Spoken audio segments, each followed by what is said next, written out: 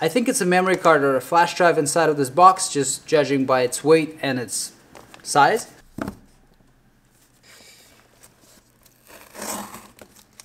One thing that became significantly more discomforting is unboxing the package.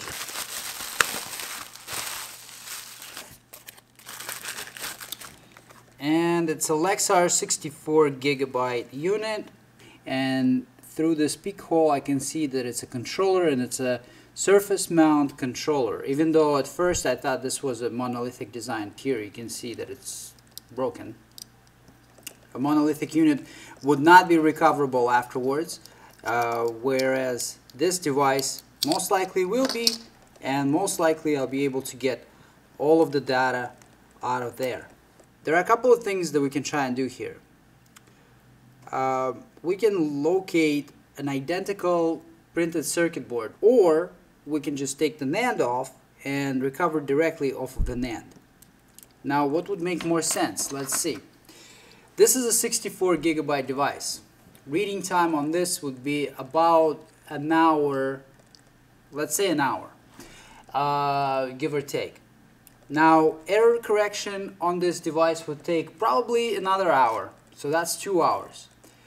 And compilation of the mix, if it doesn't exist already, may take anywhere from, for me personally, may take anywhere from 15 minutes to like 2-3 hours. So worst case scenario, I'm thinking I'm gonna be spending about 6 hours all into this case.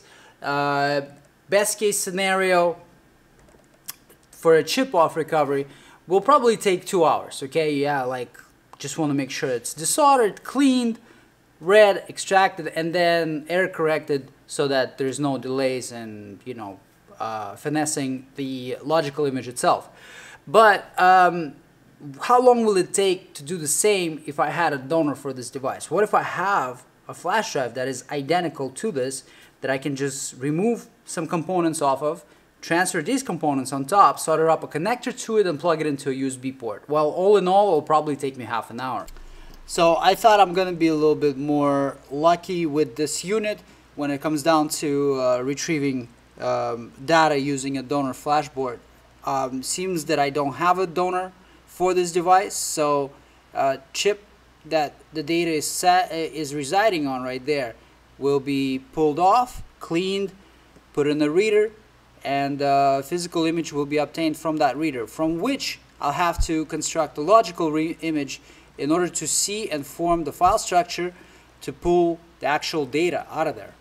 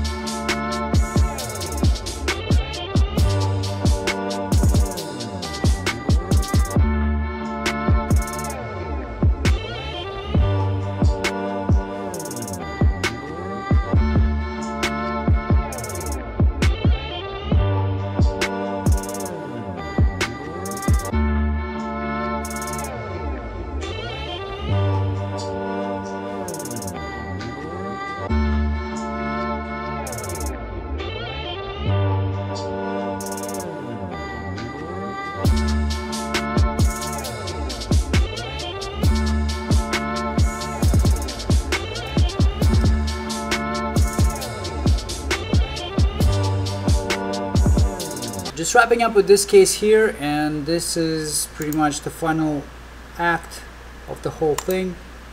We got the MBR, we got the FAT32 tables, and the root directory structure. This red file here, it's got the weird symbol, so the header cannot be verified on it. So that's why it appears like that. But the rest, if we browse folders, it's all good to go. So that's pretty much it. Once the mix is assembled, the file structure comes up, I copy the data and send the report to the client. That's how pretty much I do these things. I had slightly different plans on how to solve this case, but as you guys can see, there are so many different possibilities, so many different avenues on how the data can be achieved and how the data can be extracted, whether it's different tools that you use for data extraction on NAND chips, or techniques that you may have picked up or acquired along the way through your component level repair work. In this case, if I had a donor for it that was identical and I could confirm that it's going to be functional, I would use a donor. But I did not have one, and I do not have all of them here in stock. So with flash drives, it's very difficult to have pretty much everything you would ever need in the inventory, because manufacturers just make so many different types of flash drives all the time that it's just good luck keeping up. If you have any questions or requests or anything that you want to share, please do post your comments below. Hit like for the splint.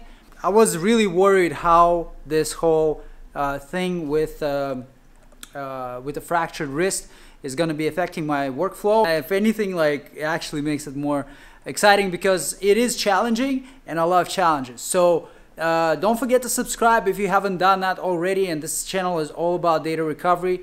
And I'll see you guys tomorrow around the same time as usual. We're back on track. We're gonna keep on going with these daily videos, daily grinds.